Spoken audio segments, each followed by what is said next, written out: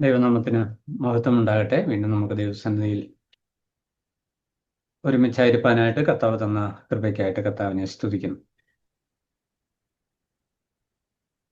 കഴിഞ്ഞ ക്ലാസ്സിൽ യോഹന്നാന്റെ സുവിശേഷം 6-ാം അധ്യായം അതിൻ്റെ 1 മുതൽ 14 വരെയുള്ള വാക്യങ്ങളാണ് കഴിഞ്ഞ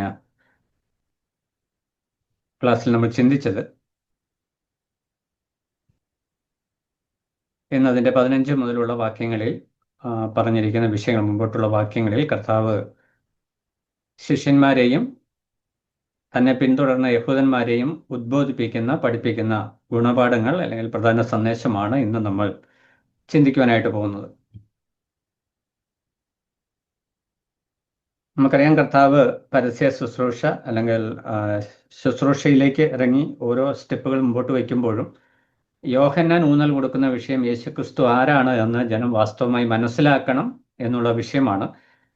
അതുകൊണ്ട് തന്നെ മറ്റ് സുവിശേഷകന്മാർ എഴുതുന്ന വിഷയങ്ങൾ തന്നെ യോഹന്നാൻ എഴുതുമ്പോൾ ചില കാര്യങ്ങൾ വിട്ടുപോവുകയും ചില കാര്യങ്ങൾ അഡീഷണൽ ആയിട്ട് ചേർക്കുന്നതായിട്ടും കാണുവാനായിട്ട് കഴിയും.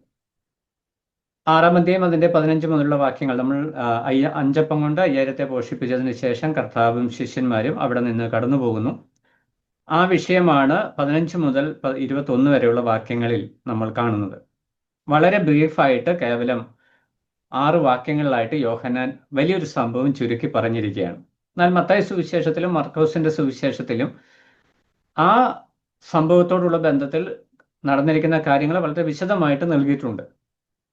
എന്നാൽ യോഹന്നാൻ അതിനുശേഷം പറയുന്ന 22 മുതലുള്ള വാക്യങ്ങളിലേക്ക് വരുമ്പോൾ എന്താണ് കർത്താവ് അവിടെ സംസാരിച്ചത് എന്നുള്ള വിഷയത്തിന് യോഹന്നാൻ കൂടുതൽ പ്രാധാന്യം കൊടുക്കുന്നു. കർത്താവ് എന്ത് പഠിപ്പിച്ചു എന്നതിന് യോഹന്നാൻ പ്രാധാന്യം കൊടുക്കുമ്പോൾ അവിടെ എന്ത് സംഭവിച്ചു എന്നതിനാണ് മത്തായിയും മർക്കോസും പ്രാധാന്യം കൊടുക്കുന്നത്. ഇതിൽ പ്രത്യേകിച്ച് വൈരുദ്ധ്യങ്ങളൊന്നുമല്ല.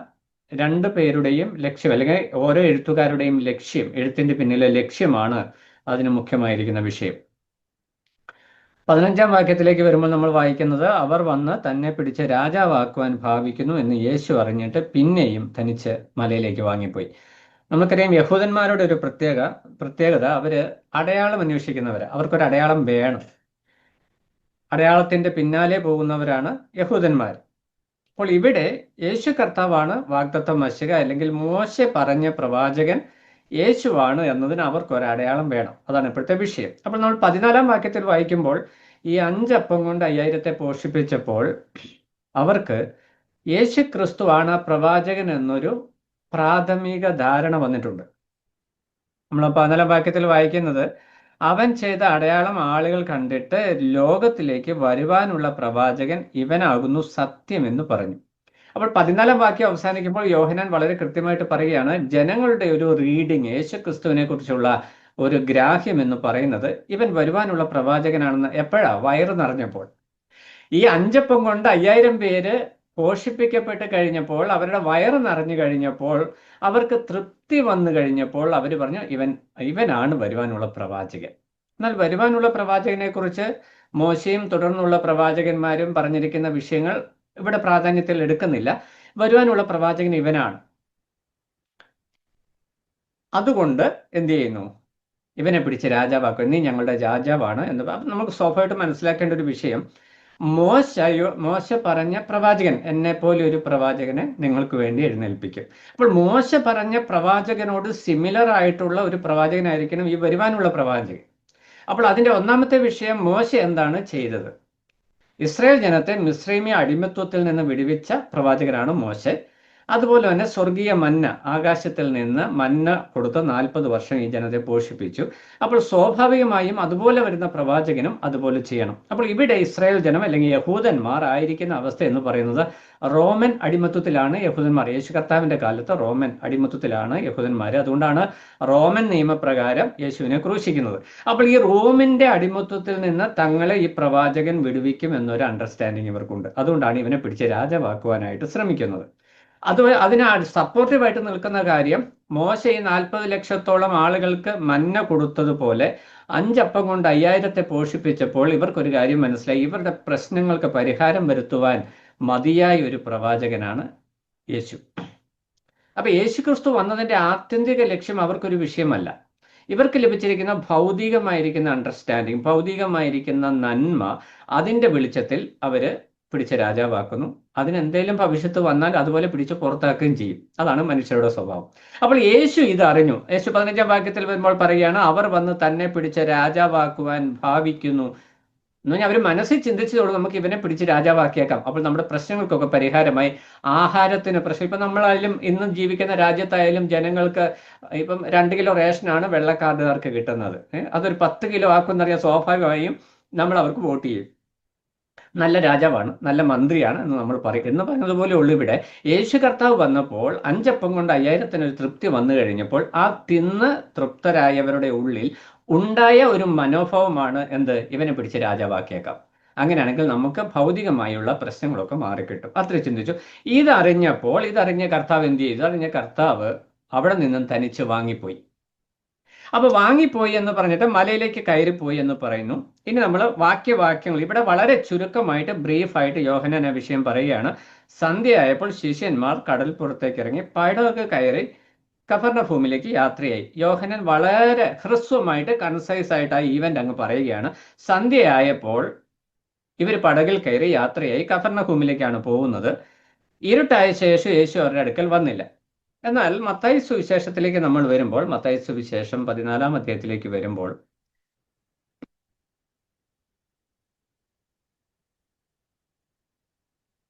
അതിന്റെ ഡീറ്റെയിൽസ് നമ്മൾ വായിക്കുന്നുണ്ട്. മത്തായി സുവിശേഷം 14-ാം അധ്യായം അതിന്റെ 22 മുതലുള്ള വാക്യങ്ങളിൽ ഡീറ്റെയിൽസ് നമ്മൾ വായിക്കുന്നുണ്ട്, എന്താണ് ആ രംഗത്ത് സംഭവിച്ചത്. എന്നാൽ ഇവിടെ യോഹന്നാൻ പല കാര്യങ്ങളും എഴുതാനായിട്ട് ശ്രദ്ധിച്ചിട്ടില്ല. ഒന്നാമത്തെ വിഷയം നമ്മൾ വായിക്കുന്നത്, ഇരുട്ടായ ശേഷം യേശു അവരുടെ അടുക്കൽ വന്നിരുന്നില്ല. കൊടുങ്കാറ്റടിക്കിയാൽ കടൽ കോപിച്ചു. 4-5 നാഴിക ദൂരത്തോളം വലിച്ച ശേഷം, അന്ന് വള്ളം തുഴയുന്ന രീതിയെക്കുറിച്ചാണ് വലിച്ച ശേഷം എന്ന് പറയുന്നത്. കാറ്റ് പായ കെട്ടിയാണ് അന്ന് വള്ളം യാത്ര ചെയ്യുന്നത്. അതുകൊണ്ടാണ് ആ വിഷയം പറയുന്നത്. അത് നമുക്കറിയാവുന്നതുകൊണ്ട് അതിന്റെ വിസ്തീർണത്തിലേക്ക് പോകുന്നില്ല. അവർ ക്ഷീണിച്ചു. വലിച്ച ശേഷം യേശു കടലിന്മേൽ നടന്ന പടകിനോട് സമീപിക്കുന്നത് കണ്ട് പേടിച്ചു. അവൻ അവരോട്, ഞാനാകുന്നു, പേടിക്കേണ്ട എന്ന് പറഞ്ഞു. അവർ പടകിൽ കയറ്റുവാനായിട്ട് ഇച്ഛിച്ചു. ഉടനെ പടക് അവർ പോകുന്ന ദേശത്തെത്തി എന്ന് പറഞ്ഞ് യോഹന്നാൻ ആ ഈവന്റ് അവിടെ ക്ലോസ് ചെയ്യാണ്. എന്നാൽ മത്തായി സുവിശേഷത്തിൽ വരുമ്പോൾ പത്രോസ് വെള്ളത്തിൽ നടക്കാൻ ശ്രമിക്കുന്നതും മുങ്ങിപ്പോകുന്നതുമായ കഥയുണ്ട്. ആ സംഭവം കൃത്യമായിട്ട് പറയുന്നുണ്ട്. അതുപോലെ തന്നെ യേശു വരുന്നത് കണ്ട് പേടിച്ചു എന്നാണ് യോഹന്നാൻ പറയുന്നത്. മത്തായി സുവിശേഷത്തിലും മർക്കോസിന്റെ സുവിശേഷത്തിലും വരുന്നത് ഒരു ഭൂതം എന്ന് വിചാരിച്ചു എന്നാണ് കാണുന്നത്. അപ്പോൾ ഈ വിഷയങ്ങളൊക്കെ ഇവിടെ ഒമിറ്റ് ചെയ്യുന്നു. അതിന് കാരണമെന്ന് പറഞ്ഞാൽ അവർ ഭൂതം പോലെ ചിന്തിച്ച് പേടിച്ചെന്ന് അങ്ങനെ പേടിച്ചില്ല എന്നല്ല അതിൻ്റെ ആശയം. എന്നാൽ യോഹന്നാൻ ഇവിടെ ഉദ്ദേശിക്കുന്ന വിഷയം യേശു ക്രിസ്തു ദൈവപുത്രൻ എന്ന് തന്നെ വായിക്കുന്ന അനുവാചകർ അല്ലെ വായനക്കാരെ കൃത്യമായിട്ട് മനസ്സിലാകത്തക്ക നിലയിലാണ് താൻ എഴുതുന്നത്. അപ്പോൾ പത്രോസ് വെള്ളത്തിൽ ഇറങ്ങി നടക്കുവാനായിട്ട് ശ്രമിച്ചു, മുങ്ങിപ്പോയി, ഈ വിഷയങ്ങളൊക്കെ അവിടെ പറയുന്നു. എന്നാൽ ഈ വേദഭാഗത്ത് യോഹന്നാൻ പറഞ്ഞു വരുമ്പോൾ അവിടെ പ്രത്യേകമായിട്ട് നമുക്ക് ഉൾക്കൊള്ളുവാനായിട്ട് ചില ഗുണപാഠങ്ങൾ ദൈവത്തിന്റെ ആത്മാവ് തന്റെ ദാസൻ മുഖാന്തരം പ്രത്യേകിച്ച് തരുന്നു. ഇവിടെ യഹൂദന്മാര് കർത്താവിനെ രാജാവാക്കുവാനായിട്ട് ശ്രമിക്കുന്നതിന്റെ പിന്നിൽ അവർക്ക് കർത്താവിനെ കുറിച്ചുള്ളായിരുന്ന ബോധ്യമാണ് അതിന് കാരണം. ഞാൻ മുമ്പ് ഓർപ്പിച്ച, ഒരു പൊളിറ്റിക്കൽ ലീഡറായിട്ട്, ഒരു രാഷ്ട്രീയ നേതാവായിട്ട്, ഈ ലോകത്തിലെ ഇസ്രായേലിന് ഒരു രാജാവായിട്ടാണ് കർത്താവിനെ അവർ പ്രതീക്ഷിച്ചത്. എന്നാൽ കർത്താവ് മോശയോട് എന്നെ പോലെ ഒരു പ്രവാചകൻ എന്ന് മോശ പറഞ്ഞു.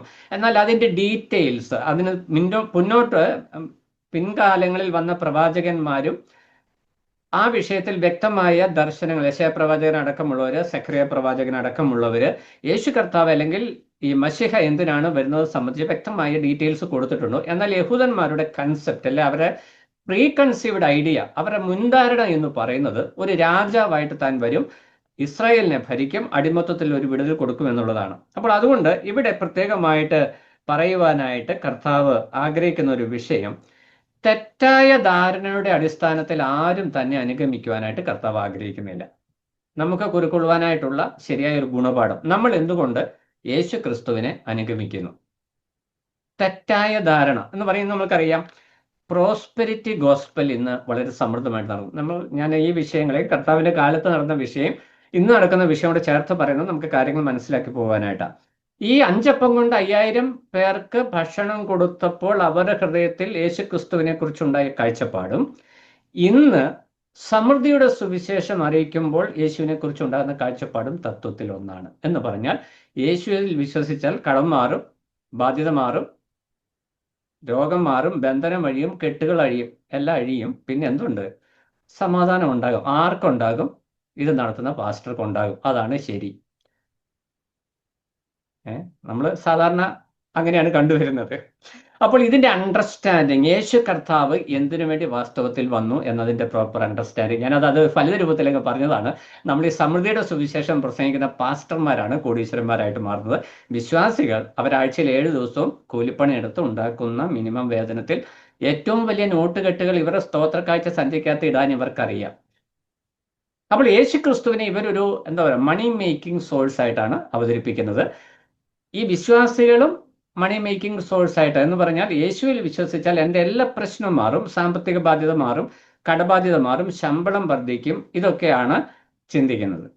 എന്നാൽ യഹൂദന്മാർക്ക് ഉണ്ടായിരുന്നതുപോലെ ആ ഒരു അണ്ടർസ്റ്റാൻഡിങ്ങിൽ യേശു കർത്താവിനെ അനുഗമിക്കുവാനായിട്ട് കർത്താവ് താല്പര്യപ്പെടുന്നില്ല. അതുകൊണ്ടാണ് കർത്താവ് ഇവർ പിടിച്ച് രാജാവാക്കുവാനായിട്ട് നോക്കിയപ്പോൾ കർത്താവ് അവിടെ നിന്നങ്ങ് മാറിപ്പോയത്. കർത്താവിന് അതിന് താല്പര്യമില്ല.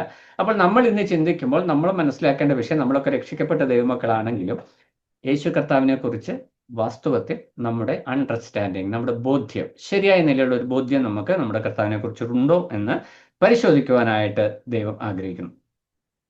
ഇവിടെ യെശയ്യാപ്രവചനം 55-ാം അധ്യായം 8-9 വാക്യങ്ങളിൽ കർത്താവിനെ കുറിച്ചൊരു കാര്യം അവിടെ പറയുന്നുണ്ട്. യെശയ്യാപ്രവചനം 55-ാം അധ്യായം 8-9 വാക്യങ്ങൾ, നമുക്കറിയാവുന്ന വാക്യം ഞാൻ ജസ്റ്റ് ഒന്ന് വായിച്ചു പോകാം. യെശയ്യാപ്രവചനം 55-ന്റെ 8-9. എൻ്റെ വിചാരങ്ങൾ നിങ്ങളുടെ വിചാരങ്ങളല്ല, നിങ്ങളുടെ വഴികൾ എൻ്റെ വഴികളുമല്ല എന്ന് യഹോവ അരുളി ചെയ്യുന്നു. ആകാശം ഭൂമിക്ക് മീതെ ഉയർന്നിരിക്കുന്നത് പോലെ എൻ്റെ വഴികൾ നിങ്ങളുടെ വഴികളിലും എൻ്റെ വിചാരങ്ങൾ നിങ്ങളുടെ വിചാരങ്ങളിലും ഉയർന്നിരിക്കുന്നു.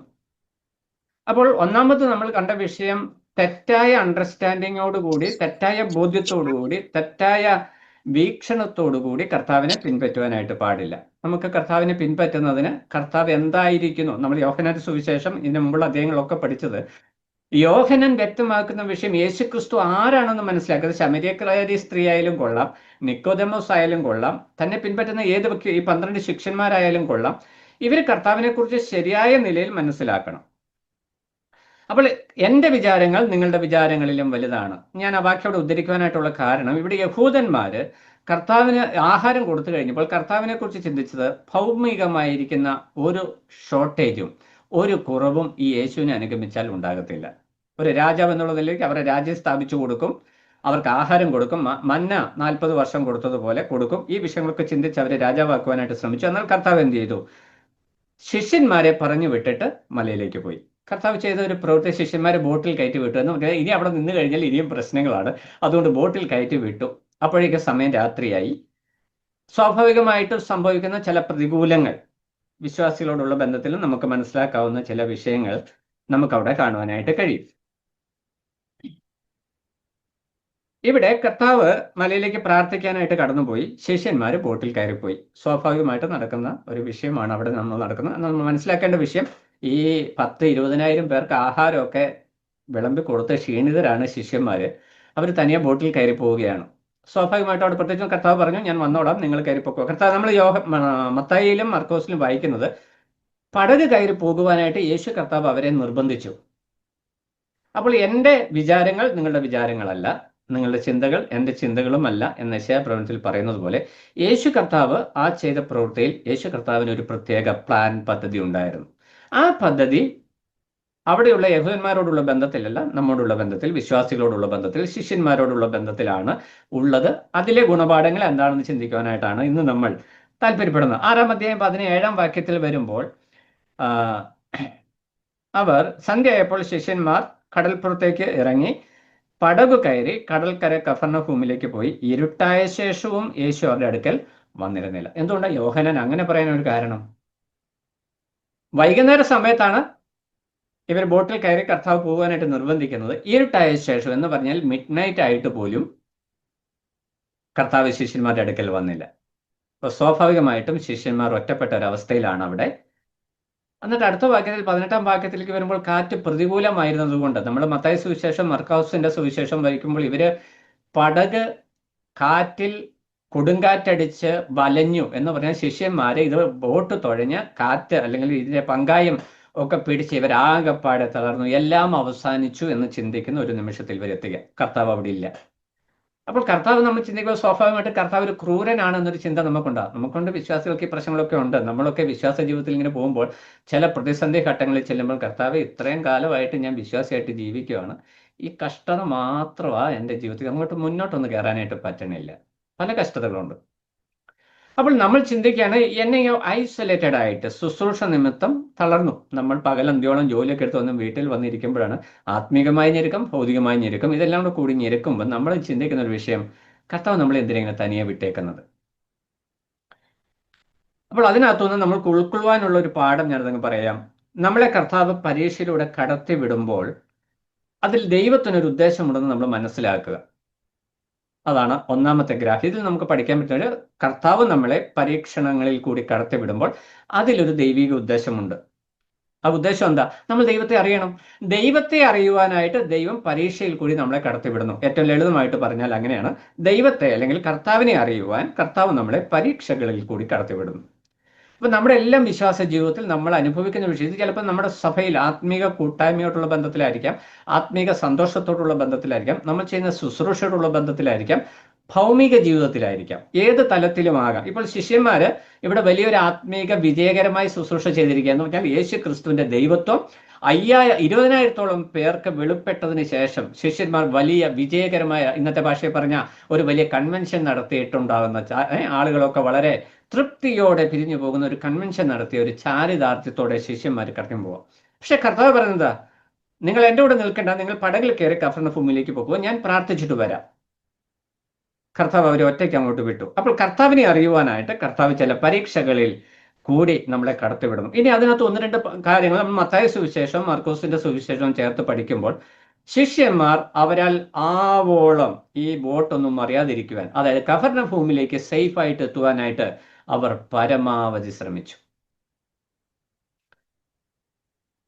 ശ്രമിച്ച് ഇവർ കുഴഞ്ഞു എന്നാണ് നമ്മൾ വായിക്കുന്നത്. എന്ന് പറഞ്ഞാൽ ബോട്ട് തുടങ്ങി കഷ്ടതയുടെ ഏറ്റവും ഇനി തളർന്ന ഒരവസ്ഥ എന്ന് പറഞ്ഞാൽ അവരെ കൊണ്ട് ചെയ്യാവുന്ന പരിശ്രമങ്ങൾ മുഴുവൻ ചെയ്ത് അവർ തകർന്ന അവസ്ഥയിൽ എത്തിക്കഴിഞ്ഞപ്പോൾ ഇനി കർത്താവ് വരാതെ ഒരു നിവൃത്തിയില്ല എന്നൊരു സാഹചര്യം ഉണ്ടായി.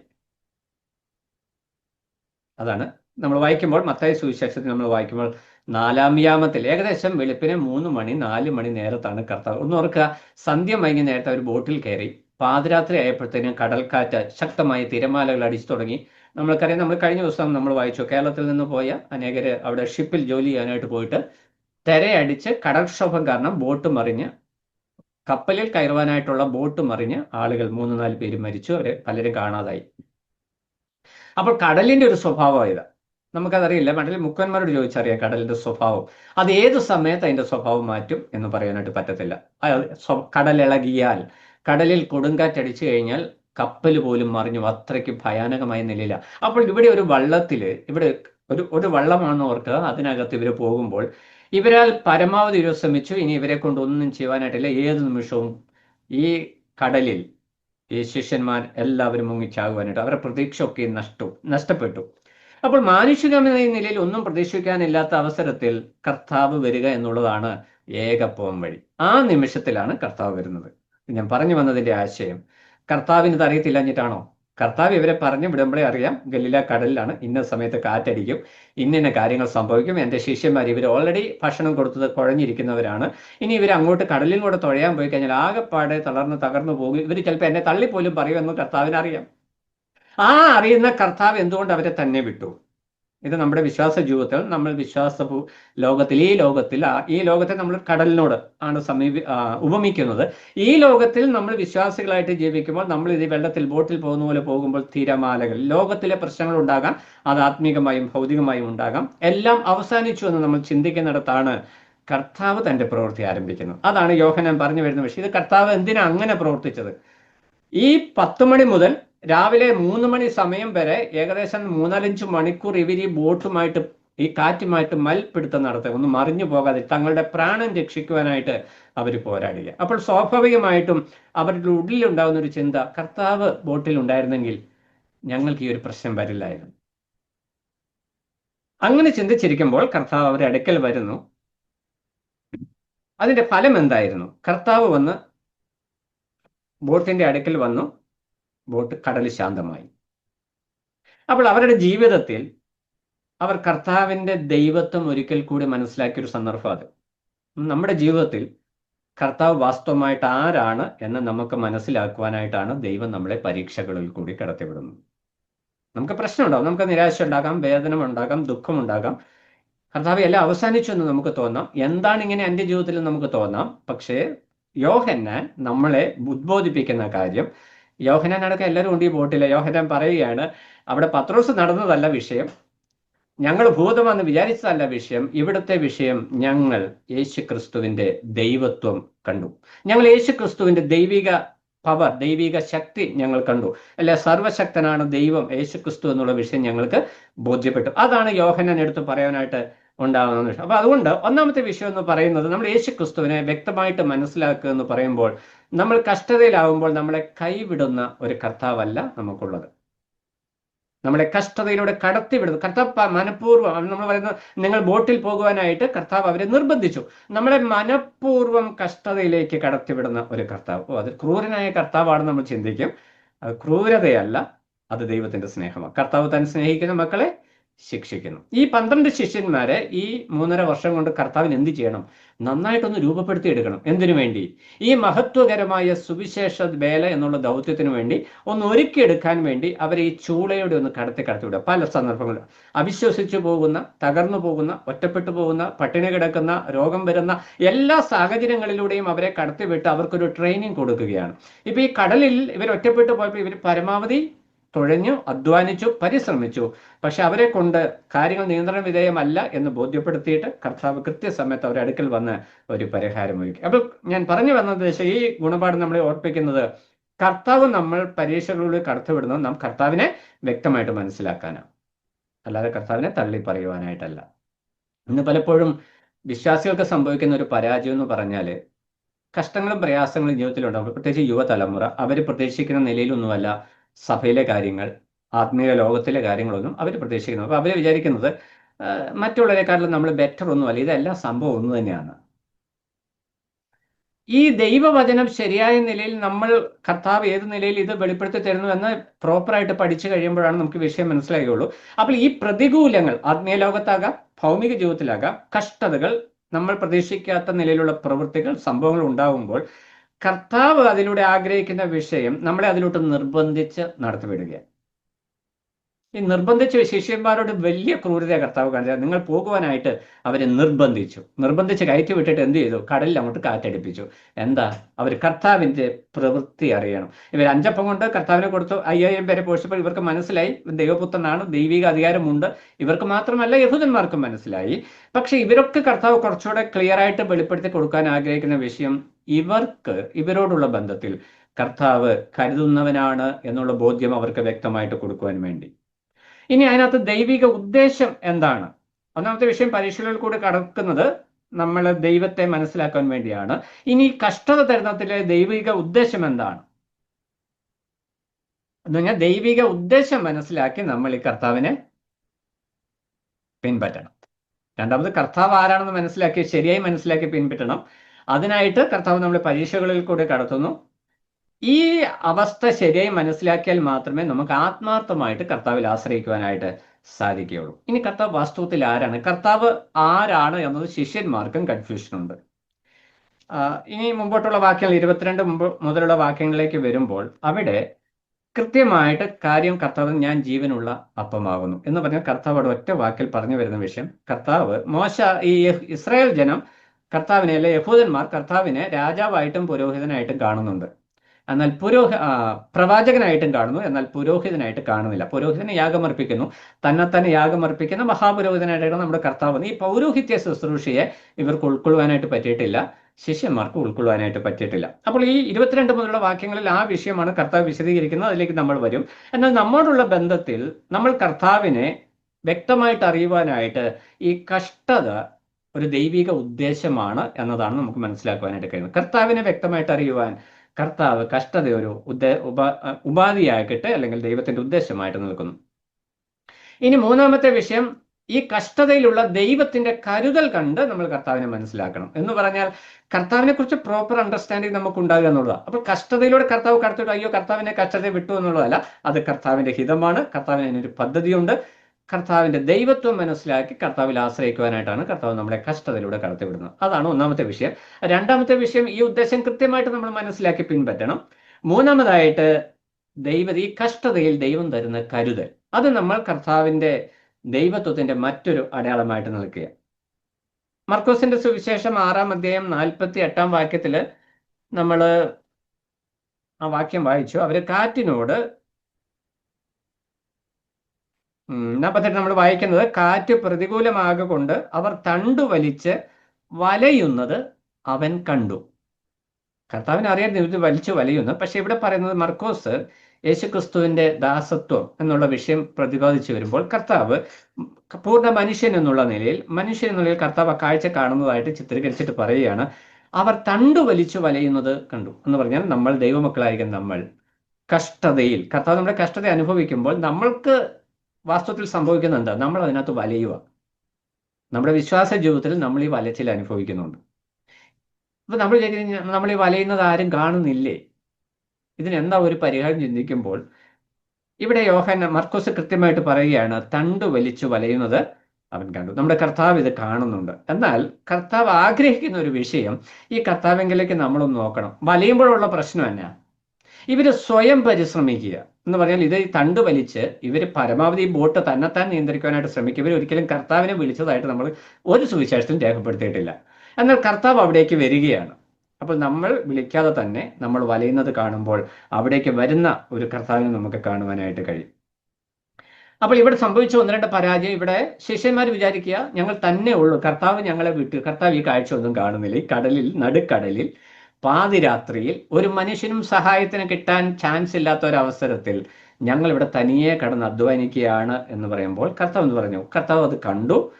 റൈറ്റ് ടൈം, കൃത്യസമയത്ത് കർത്താവ് അവിടെ ചെന്നു. എന്തുകൊണ്ട്? തണ്ടു വലഞ്ഞ് ഇവരിനി മുന്നോട്ടൊരു സ്കോപ്പില്ല, രക്ഷപ്പെടുവാനായിട്ടൊരു പ്രത്യക്ഷമില്ല എന്ന് ചിന്തിക്കുന്നിടത്ത് എന്ത് സംഭവിക്കുക? കർത്താവ് കറക്റ്റായിട്ട് പ്രത്യക്ഷപ്പെടുക. എന്ന് പറഞ്ഞാൽ നമ്മുടെ ജീവിതത്തിൽ കർത്താവിന്റെ പ്രവൃത്തി വെളിപ്പെടുവാനായിട്ട് താമസം നേരിടുന്നു എന്നതുകൊണ്ട് നമ്മൾ ഭാരപ്പെടുവാനായിട്ട് ആവശ്യമില്ല. കർത്താവ് റൈറ്റ് ടൈമിന് വേണ്ടി വെയിറ്റ് ചെയ്യുന്നു. അതാണ് നമുക്ക് തരുന്ന ഗുണപാഠം. അപ്പൊ കഷ്ടതയിൽ ദൈവത്തിന്റെ കരുതൽ നമ്മൾ മനസ്സിലാക്കി കർത്താവിനെ ആശ്രയിക്കണം. അതാ കരുതൽ എന്ന് പറഞ്ഞാൽ എപ്പോഴാ? റൈറ്റ് ടൈം, കൃത്യസമയത്ത്, തക്ക സമയത്ത്. നമ്മൾ വായിക്കുന്നുണ്ട്, തക്ക സമയത്ത് അവൻ നിങ്ങളെ ഉയർത്തേണ്ടതിന് അവന്റെ ബലമുള്ള കൈക്കീഴിൽ താണിരിപ്പേൻ. തക്ക സമയം നമ്മൾക്ക് വളരെ കൃപയുണ്ട് അല്ലേ? അപ്പൊ ഇന്നലെ ക്രിക്കറ്റ് കളിയൊക്കെ നോക്കാം. അല്പം ക്രിക്കറ്റും ഒക്കെ പറയുന്നത് നല്ലതാണ്, നമ്മളൊക്കെ ഈ ലോകത്തിൽ ജീവിക്കുക. അപ്പൊ ഇന്നലെ ക്രിക്കറ്റുകൾ നമ്മൾ കണ്ടു, വുമൻസ് വേൾഡ് കപ്പ് ക്രിക്കറ്റ്. അപ്പൊ അത് ജമീമ റോദ്രിഗസ് എന്ന് പറയുന്ന മുംബൈക്കാരിയായിരിക്കുന്ന ഒരു പെന്തക്കോസ് സഹോദരിയാണ്, വിശ്വാസിയാണ്. പുള്ളിക്കാരത്തി ക്രിക്കറ്റ് കളിച്ചു. യേശുവിനെ കുറിച്ച് ഒരു പ്രാർത്ഥന നടത്തി എന്ന ഒറ്റ കാരണത്താൽ അവരെ കഴിഞ്ഞ 3 വർഷമായിട്ട് ക്രിക്കറ്റ് കളിക്കാൻ അനുവദിച്ചിട്ടില്ലെന്ന് മാത്രമല്ല, ഇന്ത്യക്കാരി അല്ലെന്ന് പോലും എന്ന് പറഞ്ഞാൽ സോഷ്യൽ മീഡിയയിൽ മുഴുവൻ അവഹേളിച്ച് ഇല്ലാതാക്കി. പരിശീലന ക്യാമ്പിൽ ചെല്ലും, ടീമിലേക്ക് എടുക്കത്തില്ല. നിരാശയുടെ പടുകുഴിയിൽ ആ സഹോദരി വീണുപോയി. ഇനി എന്ത് ചെയ്യണം? കാരണം മെന്റലി ഷോക്കാണ്. 2017 ഏറ്റവും ബെസ്റ്റ് പ്ലെയർ അവാർഡ് മേടിച്ച ആളാണ്. ആ ഏറ്റവും നല്ല ശുശ്രൂഷ നമ്മൾ പറഞ്ഞാൽ ആത്മീകമായ നിലയിൽ ഇന്നത്തെ സെക്കുലർ പറഞ്ഞ നല്ല കളിക്കാരി, ഏറ്റവും വെൽ നോൺ ഒരു കളിക്കാരി, ഏറ്റവും താണവസ്ഥയിലേക്ക് തിരസ്കരിക്കപ്പെട്ട് റിജക്റ്റ് ആയിട്ട് നിൽക്കുകയാണ്. തൻ്റെ കൂടെയുള്ള കളിക്കാരുടെ മുമ്പിൽ, തൻ്റെ സൊസൈറ്റിയുടെ മുമ്പിൽ, അവരുടെ ക്ലബിന് മുമ്പിലെല്ലാം ഒറ്റപ്പെട്ട് നിൽക്കുന്ന അവസരത്തിൽ അവളുടെ മനസ്സിൽ ദൈവം കൊടുത്തൊരു ചിന്ത, you focus on spiritual things. അവളുടെ ജീവിതത്തിൽ തൻ്റെ പിതാവിനോട് കൂടി ആത്മീക ജീവിതത്തിലേക്ക്, ശുശ്രൂഷകളിലേക്ക് ശ്രദ്ധ തിരിക്കുക, നിനക്കത് ബലം നൽകുമെന്നൊരു ശബ്ദം അവൾക്കുള്ളിൽ കേട്ടു. അവൾ അതിലേക്ക് ഫോക്കസ് ചെയ്തപ്പോൾ ഇന്നലെ ആ ഇന്റർവ്യൂവിന് പറയുന്ന വിഷയം, ഞാൻ ആത്മീക ശുശ്രൂഷയിൽ പാട്ട് പാടുവാനായിട്ട്, കർത്താവിനെ ആരാധിക്കുവാനായിട്ട് ഞാൻ എൻ്റെ സമയം ചെലവാക്കിയപ്പോൾ എനിക്ക് നഷ്ടപ്പെട്ടു പോയ ഊർജം എനിക്ക് തിരികെ ലഭിച്ചു.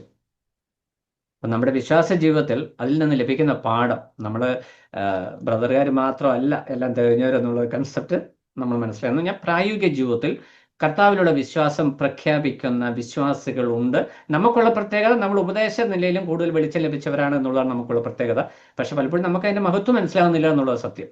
അപ്പോൾ ഇവർ ആ ഒരു ദൈവിക സന്ദേശത്തിന് ചെവി കൊടുത്തപ്പോൾ ഇവർ റീബിൽഡായി, എന്നിട്ടും റെസ്റ്റോർ ആയിട്ടില്ല. ഈ കഴിഞ്ഞ വേൾഡ് കപ്പിലാണ് അവരെ ആദ്യമായിട്ട് സ്ക്രീനിലേക്ക് കൊണ്ട്. അപ്പോൾ അവർ പറയുന്നത് ഞാൻ മാനസികമായിട്ട് ആകെ തളർന്നു, ശാരീരികമായിട്ട് തളർന്നു, കളിക്കാൻ പറ്റുമെന്ന് പോലും ഞാൻ ചിന്തിച്ചില്ല. പക്ഷെ ദൈവം എന്ത് ചെയ്തു? അവൾക്ക് വേണ്ടി പ്ലെയേഴ്സിനെ എല്ലാം മാറ്റി മാറ്റി അവസാനം ക്രീസിൽ അവളെ കൊണ്ട് നിർത്തിയിട്ട് ഇന്നലെ അല്ല മിനിയാന്ന് ജെമിമ എന്ന് പറയുന്ന ഒരൊറ്റ പേര് മാത്രമാണ് ലോകത്തിലെ കംപ്ലീറ്റ് ടെലിവിഷനിലും ഹൈലൈറ്റ് ആയിക്കൊണ്ടിരുന്നത്, സോഷ്യൽ മീഡിയ, ഫേസ്ബുക്കിൽ, ഇൻസ്റ്റഗ്രാമിലെല്ലാം. അപ്പോൾ ദൈവം കർത്താവ് ഒരു കാര്യം പറഞ്ഞു, എന്നെ മാനിക്കുന്നവനെ ഞാൻ മാനിക്കും. അവൾ പറഞ്ഞ ആദ്യത്തെ സ്റ്റേറ്റ്മെന്റ്, ഐ താങ്ക് ജീസസ്, ഞാൻ യേശുവിനോട് നന്ദി പറയുന്നു. തൻ്റെ പിതാവ് ഒരു പ്രാർത്ഥന നടത്തിയതിനാണ് അവൾ അത്രയും ആരോപണം കേട്ടത്. പക്ഷേ ഇന്ന് മില്യൺ കണക്കിന് ആളുകളുടെ മുമ്പിൽ ഞാൻ യേശുവിനോട് വിശ്വാസം പ്രഖ്യാപിച്ചു. അതിന്റെ റിസൾട്ട് എന്തോ ആയിരുന്നു? ആത്മീക ജീവിതത്തിൽ കർത്താവ് കൊടുത്ത ഒരു പ്രചോദനം, ഒരു സന്ദേശം ഇതായിരുന്നു, ഇപ്പോൾ നീ നിരാശരാകരുത്, നീ ആത്മീക ശുശ്രൂഷയിൽ ശ്രദ്ധ. നല്ലൊരു പാട്ടുകാരിയായി, നല്ലൊരു വർഷിപ്പ് ലീഡറായി അവൾ ശോഭിച്ചു. പക്ഷെ എന്ത് സംഭവിച്ചു? ഇന്ന് ലോകം അറിയപ്പെടുന്ന ഒരു യഥാസ്ഥാനത്തിലേക്ക് കൊണ്ടുവന്നു. ഇനി ക്രിക്കറ്റ് കളിക്കുന്നത് ശരിയാണോ തെറ്റാണോ ഒന്നുമല്ല എൻ്റെ വിഷയം. ഞാൻ പറഞ്ഞു വന്നത്, അവന്റെ ബലമുള്ള കൈക്കീഴ് താണിരിപ്പേൻ, അവൻ തക്ക സമയത്ത് നിങ്ങളെ മാനിക്കും. അപ്പൊ നമ്മുടെ വിശ്വാസ ജീവിതത്തിൽ നമ്മൾ ഇതുപോലുള്ള വഴികളിലൂടെ കടന്നു പോകും. നമ്മളെ സഭയിൽ മാനിക്കുന്നില്ല, അല്ലെ നമുക്ക് ലഭിക്കേണ്ട ശുശ്രൂഷ നമുക്ക് തരുന്നില്ല, ശുശ്രൂഷ എനിക്കൊന്നും കിട്ടുന്നില്ലെങ്കിൽ നോക്കാം, ആകെപ്പാടെ നിരാശപ്പെട്ടിരിക്കുമ്പോൾ കർത്താവ്, യു ഫോക്കസ് ഓൺ മീ, എന്നോടുള്ള നിന്റെ വ്യക്തിപരമായ ബന്ധം റീബിൽഡ് ചെയ്യുന്നതിൽ നീ ഫോക്കസ് ചെയ്താൽ തക്ക സമയത്ത് ഞാൻ നിന്നെ യുദ്ധം എന്ന് പറഞ്ഞാൽ, കളിക്കളത്തിൽ ഇറങ്ങണമെങ്കിൽ നമ്മളെ തന്നെ ട്രെയിൻ ചെയ്യണം. ഈ 3.5 വർഷവും ജമീമ തൻ്റെ ട്രെയിനിങ് മുടക്കിയിട്ടില്ല, തൻ്റെ പ്രാക്ടീസ് മുടക്കിയിട്ടില്ല. മെന്റലി ഷോക്ക്ഡ് ആണ്, ഒത്തിരി ഡിസ്കറേജ്ഡ് ആണ്. എന്നാൽ അതേ സമയത്ത് ട്രെയിനിങ്, ആ പ്രാക്ടീസ് മുടക്കാതെ കണ്ടിന്യൂ ചെയ്തുകൊണ്ട് എന്ത് സംഭവിച്ചു? അത് ഏറ്റവും ശോഭനമായ നിലയിൽ ആ കാര്യങ്ങൾ ചെയ്യുവാനായിട്ട് ഇടയായി. നമ്മുടെ വിശ്വാസ ജീവിതത്തിലും നമ്മൾക്ക് ശുശ്രൂഷയുടെ അവസരങ്ങൾ പലരും നിഷേധിച്ചേക്കാം, നമ്മളെ ഒറ്റപ്പെടുത്തിയേക്കാം, ആകെപ്പാടെ മാറ്റി നിർത്തിയേക്കാം, സഭയിൽ ആരുമല്ലാത്തൊരവസ്ഥയിലേക്ക് നമ്മൾ വന്നിരിക്കാം. പക്ഷെ കർത്താവ് എന്താ പറയുന്നത്? എന്നോടുള്ള നിന്റെ വ്യക്തിപരമായ ബന്ധത്തിൽ നീ യഥാസ്ഥാനപ്പെടണം. ഇവിടെ ശിഷ്യന്മാർക്ക് പറ്റിയ പരാജയം കർത്താവ് കൃത്യമായിട്ട് കാണിക്കുകയാണ്. ഇവർ ഈ കർത്താവിനോട് കൂടെ നടന്നു, 5 അപ്പം കൊണ്ട് 5000 പേരെ പോഷി, ഇവരെ കടലിൽ ഇറങ്ങി, ഇവിടെ ദൈവസേനയിൽ പ്രാർത്ഥിക്കുന്ന, വേറെ പല സന്ദർഭത്തിൽ അവർ നിലവിളിക്കുന്നുണ്ട്. പക്ഷെ ഇവരിവിടെ നിശബ്ദരായിട്ട് ഈ വള്ളവുമായിട്ട് കാറ്റുമായിട്ട് വടംവലി നടത്തിക്കൊണ്ടിരിക്കുകയാണ്. എന്നാൽ കർത്താവ് തക്ക സമയത്ത് അവരുടെ അടുക്കലേക്ക് വന്നു എന്ന് പറഞ്ഞാൽ അവിടെ നിന്ന് നമുക്ക് ലഭിക്കുന്ന പാഠം ദൈവത്തിന്റെ കരുതൽ, അതായത് തക്ക സമയത്ത് നമുക്കൊരു കരുതൽ ഉണ്ട് എന്നുള്ള ബോധ്യം ഈ ശിഷ്യന്മാരുടെ ജീവിതത്തിലൂടെ കർത്താവ് നമ്മളെ പഠിപ്പിക്കുകയാണ്. ഇവർക്കിത് ഒരു പരാജയമായിട്ട് സംഭവിച്ചെങ്കിൽ നമ്മൾക്കിന്നതൊരു ഗുണപാഠമായിട്ടിരിക്കുക. നമ്മുടെ വിശ്വാസ ജീവിതത്തിൽ ആകെപ്പാടെ തണ്ട് വലിച്ച് വലഞ്ഞ് ഇനി ഒരു മുന്നോട്ടൊരു മാർഗമില്ല എന്ന് ചിന്തിക്കുമ്പോൾ തക്ക സമയത്ത് നമുക്ക് ഒരു രാത്രി മുഴുവനും അവർ തണ്ട് വലിച്ച് വലഞ്ഞ് ടയേർഡായി, വെളുപ്പിന് 3 മണി 4 മണി നേരത്താണ് കർത്താവ് വരുന്നത്. അപ്പോഴത്തേനും ബോട്ട് കരയ്ക്കെത്തി. കർത്താവ് വന്ന് കടൽ ശാന്തമാക്കിയപ്പോൾ എന്ന് പറഞ്ഞാൽ ആ രാത്രിയിലെ കടൽക്ഷോഭം മുഴുവനും ഈ ശിഷ്യന്മാരെ അനുഭവിക്കേണ്ടി വന്നു. ഒന്നും ബാക്കി കംപ്ലീറ്റ് അനുഭവിച്ച് തീർന്നു. വെളുപ്പായപ്പോൾ അവർക്ക് വന്നു. പക്ഷെ ആ വെളുപ്പായപ്പോൾ കർത്താവ് വന്ന് ആ ചുരുക്ക നേരം കൊണ്ട് കിട്ടിയ അവർക്കൊരു റിലീഫ് ഉണ്ടല്ലോ, ഒരാശ്വാസം. അപ്പൊ നമ്മുടെ വിശ്വാസ ജീവിതത്തിൽ കാലങ്ങളായിട്ട് നമ്മൾ കടന്നു പോകുന്ന ഈ വലിയ പ്രതിസന്ധികളിൽ കർത്താവ് നമുക്ക് വെളിയിൽ ഒരുക്കുമ്പോൾ ഇത്രയും കാലം നമ്മൾ അനുഭവിച്ച കഷ്ടതയുടെ അല്ലെങ്കിൽ വിഷമം ഒരു നിമിഷ നേരം കൊണ്ട് നമ്മളെ വിട്ട് അകന്നു പോകും. അതാണ് അതിൻ്റെ ഗുണപാഠം എന്ന് പറയുന്നത്. ഇവിടെ നമ്മൾ അതിനെ തുടർന്ന് വായിക്കുമ്പോൾ കർത്താവ് പടകിൽ വന്നു, ഉടനെ കാറ്റ് നിന്നു. കർത്താവ് പടകിൽ കയറി കാറ്റ് അമർന്നു എന്നാണ് മർക്കോസിന്റെ സുവിശേഷത്തിൽ നമ്മൾ വായിക്കുന്നത്. ഇവിടെ കർത്താവ് പടകിനോട് സമീപിക്കുന്നത് കണ്ടു, ഞാനാകുന്നു എന്ന് പറഞ്ഞു.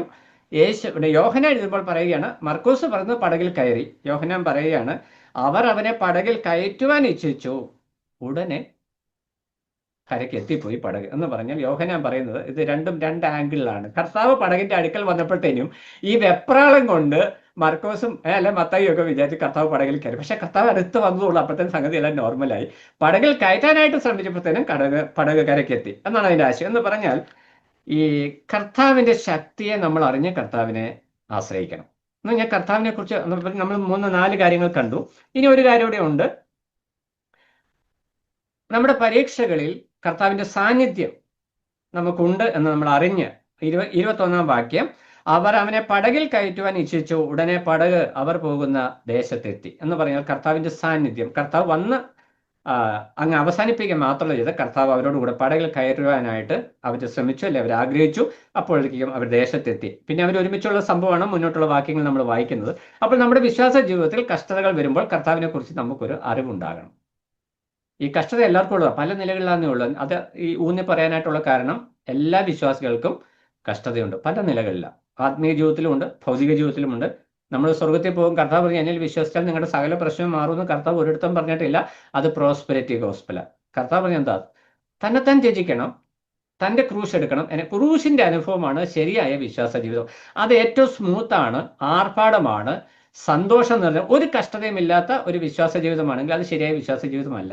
കാരണം പല വളവുകളും തിരിവുകളും ജീവിതത്തിൽ പാലിച്ചാലേ എല്ലാം സുഖമായിട്ട് പോകത്തുള്ളൂ.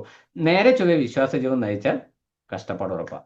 അപ്പോൾ ഇവിടെ നമ്മൾ 4 കാര്യങ്ങൾ പ്രധാനമായിട്ട് കണ്ടു. ഒന്ന്, കർത്താവ് നമ്മളെ പരീക്ഷകളിൽ കൂടി കടത്തിവിടുന്നത് നാം കർത്താവിന്റെ വഴി മനസ്സിലാക്കാൻ വേണ്ടിയാണ്. 2, ദൈവത്തിന്റെ ഉദ്ദേശം നമ്മൾ മനസ്സിലാക്കാൻ വേണ്ടിയാണ്. 3, ദൈവത്തിന്റെ കരുതൽ മനസ്സിലാക്കാൻ വേണ്ടിയാണ്. 4, ദൈവത്തിന്റെ ശക്തി അറിയാൻ വേണ്ടിയാണ്. 5, ദൈവത്തിന്റെ സാന്നിധ്യം അറിയുവാൻ വേണ്ടി, ഹിസ് പ്രസൻസ്. അപ്പൊ കർത്താവ് നമ്മുടെ കൂടെ ഉണ്ട് എന്ന് നമ്മളെ ബോധ്യപ്പെടുത്തുവാൻ വേണ്ടിയാണ് കഷ്ടതയുടെ അനുഭവത്തിലൂടെ കർത്താവ് നമ്മളെ കടത്തിവിടുന്നത്. സുവിശേഷന്മാരായാലും മൂപ്പന്മാരായാലും വിശ്വാസികളായാലും ശരിയായ നിലയിൽ ഒരു വിശ്വാസി എന്നുള്ള നിലയിൽ ജീവിക്കുവാനായിട്ട് ശ്രമിച്ചാൽ തീർച്ചയായിട്ടും കഷ്ടതയുണ്ടാകും. പേരുകൊണ്ടൊരു ക്രിസ്ത്യാനായിട്ട് ജീവിക്കുന്നവർക്ക് വലിയ കഷ്ടത ഉണ്ടാകത്തില്ല. എന്നാൽ വിശ്വാസിയായിട്ട്, സത്യവിശ്വാസിയായിട്ട് ജീവിക്കാൻ ശ്രമിക്കുമ്പോൾ കഷ്ടതയുണ്ടാകും. അത് സ്വാഭാവികമാണ്. എന്നാൽ അത് നമ്മളെ തകർക്കുവാനായിട്ടുള്ളതല്ല, നമ്മളെ തെളിഞ്ഞവരായി രൂപപ്പെടുത്തുവാനായിട്ടുള്ളതാണ് എന്നുള്ള വിഷയം നമ്മൾ ഓർക്കണം. വലിയൊരു നിയോഗത്തിന് വേണ്ടി, നമുക്കറിയാം ഈ കർത്താവ് തൻ്റെ ശിഷ്യന്മാരെ കടലിലേക്ക് വിട്ടത് എന്തിനു വേണ്ടിയാ? ഇവർ ഈ ലോകത്തിൽ കർത്താവ് ഉൽപ്രാവണം ചെയ്തതിന് ശേഷം, ലോകത്തിൽ നിന്ന് വിട്ടുപോയതിനു ശേഷം അവർ തനിയെ ഈ യാത്രയിലൂടെ ഒക്കെ സഞ്ചരിക്കേണ്ടവരാണ്. അപ്പോൾ ഈ കടലിൽ ഇവർ മുക്കോന്മാരാണ് നല്ലൊരു ശതമാനം, അവരെ തുഴച്ചിൽ പഠിപ്പിക്കേണ്ട ആവശ്യമില്ല.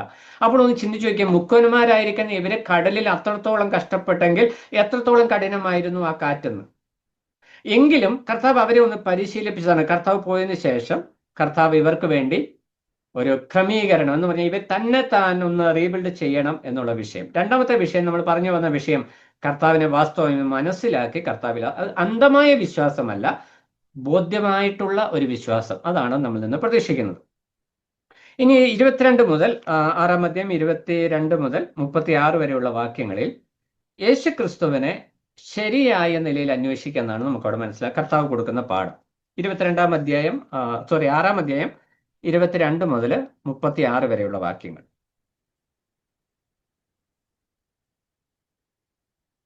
ഇവിടെ നമ്മൾ 22 മുതൽ വായിക്കുമ്പോൾ, കർത്താവ് പിറ്റന്നാൾ കടൽക്കര നിന്ന പുരുഷാരം ഒരു പടകല്ലാതെ അവിടെ വേറെ ഇല്ലായിരുന്നു എന്നും യേശു ശിഷ്യന്മാരോട് കൂടെ പടകിൽ കയറാതെ ശിഷ്യന്മാർ പോയിരുന്നു എന്നും ഗ്രഹിച്ചു. ഇവിടെ പഴയ ആളുകളിലേക്ക് ശിഷ്യന്മാരെ കടലിൽ കൊണ്ട് തള്ളിവിട്ട് കുറെ ഗുണപാഠങ്ങളൊക്കെ പഠിപ്പിച്ച് കർത്താവ് അവരോട് കൂടെ മറുകരയെത്തി കഫർന്നഹൂമിലെത്തി. മറ്റുള്ള യഹൂദന്മാർ ഏതവസ്ഥയിലാണ്? അവർ കർത്താവിനെ നോക്കിയിരിക്കുക. കാരണം എന്താ? രോഗമുണ്ട്. അത് മത്തായി സുവിശേഷത്തിലൊക്കെ വായിക്കുമ്പോൾ കിടക്കകളോട് കൂടി കിടപ്പ് രോഗികളൊക്കെ ഇവർ ചുമ്മിക്കൊണ്ട് വരിക. ഈ അപ്പം നിന്ന് വയറ് നിറഞ്ഞു കഴിഞ്ഞപ്പോൾ ഇനി മറ്റുള്ളവരുടെ രോഗം അവർക്കൊരു പ്രശ്നമായി. ഉടനെ ഇവരെയൊക്കെ എടുത്തുകൊണ്ട് വരിക. വരുമ്പോൾ ആളെ കാണില്ല. ഇവിടെ പറയുന്നത് അവിടെ ഒരു പടക് മാത്രമേ ഉണ്ടായിരുന്നുള്ളൂ, വേറെ പടകൊന്നും ഉണ്ടായിരുന്നില്ല. യേശു ശിഷ്യന്മാരോട് കൂടെ പോയില്ല. ഇത്രയും കാര്യമൊക്കെ അവർ ഗ്രഹിച്ചു. ഇത് കഴിഞ്ഞിട്ട് അവർ നേരെ എന്ത് ചെയ്യുക? ബോട്ടൊക്കെ പിടിച്ച് നേരെ കഫർന്നഹൂമിലേക്ക് നേരെ ചെല്ലുകയാണ്. 23-ാം വാക്യം, എന്നാൽ കർത്താവ് വാഴ്ത്തിയിട്ട് അവർ അപ്പം തിന്ന സ്ഥലത്തിനരികെ തിബരിയാസിൽ നിന്ന് ചെറുപടകുകൾ എത്തിയിരുന്നു. യേശു അവിടെയില്ല, ശിഷ്യന്മാരുമില്ല എന്ന് പുരുഷാരം കണ്ടപ്പോൾ തങ്ങളും പടക് കയറി യേശുവിനെ തിരഞ്ഞ് കഫർന്നഹൂമിലെത്തി. കടൽക്കരെ അവനെ കണ്ടെത്തി. ഒരു രാത്രിയില് ശിഷ്യന്മാര് ഇവരൊക്കെ എന്ത് ചെയ്തു? തിന്ന് വയറൊക്കെ നിറഞ്ഞ് വീട്ടിൽ പോയി സുഖമായിട്ട് കിടന്ന് ഉറങ്ങി. യഹൂദന്മാരും ദേശവാസികളും. ശിഷ്യന്മാര് കടലിൽ കിടന്ന് കഷ്ടപ്പെടല്. വെളുപ്പായപ്പോൾ ഇവരെല്ലാം കൂടെ വള്ളം കൂട്ടി നേരെ കഫർന്നഹൂമിലേക്ക് ചെല്ലുമ്പോൾ യേശു കർത്താവും ശിഷ്യന്മാരും കടൽക്കരയിലുണ്ട്. സംഗതി എല്ലാം ഓക്കെ. അപ്പോൾ ഇവരുടെ ഉദ്ദേശം എന്താ? യേശുവിനെ പിടിച്ച് രാജാവാക്കണം. ആ വിഷയം നമ്മൾ വിട്ടുപോകരുത്. കാരണം റോമൻ ആധിപത്യത്തിൽ നിന്ന് ഇവർക്ക് വിടുവിക്കണം. ഭൗമികമായി ഇവർക്ക് റിസോഴ്സ്, അതായത് മോശ സ്വർഗത്തിൽ നിന്ന് 40 ലക്ഷം പേർക്ക് മന്ന കൊടുത്തതുപോലെ ഈ യേശു കർത്താവിന്റെ അടുക്കൽ പോവുകയാണെങ്കിൽ പണിയെടുക്കാതെ ജീവിക്കാം എന്നൊരു ചിന്ത ഇവർക്കുണ്ടായി. വചനം കേട്ടുകൊണ്ടിരുന്നാൽ മതിയല്ലോ, ഇഷ്ടം പോലെ ഇങ്ങ് കിട്ടും. പക്ഷെ അതല്ല വചനത്തിന്റെ പ്രമാണം, അധ്വാനിച്ച് തന്നെ ജീവിക്കണമെന്നാണ്. എന്നാൽ ഇവിടെ കർത്താവ് ശിഷ്യന്മാരോട് പറയുന്ന ചില കാര്യങ്ങളാണ് നമ്മൾക്ക് ചിന്തനീയമായിട്ടുള്ളത്. ഇവിടെ 25-ാം വാക്യത്തിൽ വരുമ്പോൾ കടൽക്കര അവനെ കണ്ടെത്തിയപ്പോൾ, റബ്ബി, നീ എപ്പോൾ ഇവിടെ വന്നു എന്ന് ചോദിച്ചു. അതിന് യേശു, ആമേൻ ആമേൻ ഞാൻ നിങ്ങളോട് പറയുന്നു, നിങ്ങൾ അടയാളം കണ്ടതുകൊണ്ടല്ല, അപ്പം തിന്ന് തൃപ്തരായതുകൊണ്ടത്രേ എന്നെ അന്വേഷിക്കുന്നത്. ശരി പറഞ്ഞ മുഖത്തടിച്ച് പറയുന്നൊരു വർത്താനം കർത്താവ് പറഞ്ഞത്. ഇവിടെ രണ്ട് വിഷയമാണ്. ഇവരുടെ ഉള്ളിലൊരു വിഷയമുണ്ട്. എന്ത്? 5 അപ്പം കൊണ്ട് 5000 പേരെ പോഷിപ്പിച്ചു. അതൊരു മിറക്കിളാണ്, അടയാളമാണ്, ഒരു സൈനാണ് എന്ന് പറഞ്ഞാൽ ഒരു അത്ഭുതമാണ്, ദൈവിക പ്രവൃത്തിയാണ്. ഈ 5 അപ്പം കൊണ്ട് 5000 പോഷിപ്പിച്ചു, അവർക്ക് തൃപ്തിയാവോളം കൊടുത്തു. പക്ഷെ അവര് വന്നത് എന്തുകൊണ്ടാ? ഈ അടയാളം അവർക്കൊരു വിഷയമായിരുന്നില്ല. അതാണ് ശരിയായ വിഷയം. യേശുവിനെ ശരിയായി അന്വേഷിക്കണമെന്നുള്ളതാണ് യോഹന്നാൻ ഇവിടെ ഉദ്ദേശിക്കുന്നത്. അപ്പോൾ ഇവിടെ ഈ യഹൂദന്മാര് ഈ യേശുവിന്റെ പുറകെ പോകുന്നത് ഒരു പ്രോപ്പർ അണ്ടർസ്റ്റാൻഡിങ്ങോടെ അല്ല, ഭൗതികമായ അനുഗ്രഹങ്ങൾക്ക് വേണ്ടിയാണ്. അതാണ് ഏറ്റവും ലളിതമായ ഭാഷ. അപ്പൊ അതുകൊണ്ട് കർത്താവ് അവരോട് കൃത്യമായിട്ട് പറയാണ്, നിങ്ങൾ അടയാളം കണ്ടതുകൊണ്ടല്ല. എന്ന് പറഞ്ഞാൽ 5 അപ്പം കൊണ്ട് 5000 പേരെ പോഷിപ്പിച്ച ദൈവിക പ്രവൃത്തി, ആ പ്രവൃത്തിയിലെ ദൈവികത, ദൈവത്വം കണ്ടിട്ടല്ല നിങ്ങൾ വന്നത്, നിങ്ങളുടെ വയറ് നിറഞ്ഞിട്ട്. എന്ന് പറഞ്ഞാൽ നിങ്ങൾ ഭക്ഷിച്ച് തൃപ്തരായതുകൊണ്ട് നിങ്ങൾ എൻ്റെ പുറകെ വന്നു എന്ന് കർത്താവ് കൃത്യമായിട്ട് അവരെ തർജ്ജനം ചെയ്യുന്നു. എന്നിട്ട് അടുത്ത വാക്യം എന്നാ പറയുന്നത്? നശിച്ചു പോകുന്ന ആഹാരത്തിനായിട്ടല്ല, നിത്യജീവങ്കിലേക്ക് നിലനിൽക്കുന്ന ആഹാരത്തിനായിട്ട് തന്നെ പ്രവർത്തിപ്പിൻ, അത് മനുഷ്യപുത്രൻ നിങ്ങൾക്ക് തരും, അവനെ പിതാവായ ദൈവം മുദ്രയിട്ടിരിക്കുന്നു എന്ന് പറഞ്ഞു. ഇവിടെ കർത്താവ് കൃത്യമായിട്ടുള്ള ഒരു ഡയറക്ഷൻ അവർക്ക് കൊടുക്കുക. ശരിക്കും പറഞ്ഞാൽ ഈ 5 അപ്പം കൊണ്ട് 5000 പേരെ പോഷിപ്പിച്ചത് കർത്താവിന്റെ ശുശ്രൂഷയ്ക്ക് ഒരു പ്രോപ്പർ ഒരു ബേസായി അല്ലെങ്കിൽ ഒരു സ്റ്റെപ്പായി നമുക്ക് കാണുവാനായിട്ട് കഴിയും. സുവിശേഷ വേലയിൽ ഭൗമികമായ വിഷയങ്ങളോടുള്ള ബന്ധത്തിലാണ് ഇത് വരിക.